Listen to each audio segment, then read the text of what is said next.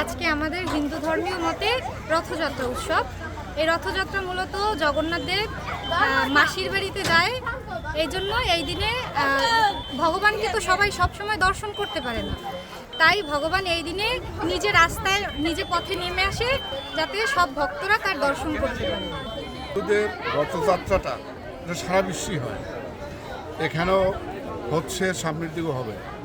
আমরা social security, বিশ্বের মানচিত্রে একটা কথা আছে সোশ্যাল সিকিউরিটি, আর বিশেষ করে বাংলাদেশে একটা কথা চলমান, সেটা হচ্ছে সংখ্যালঘু।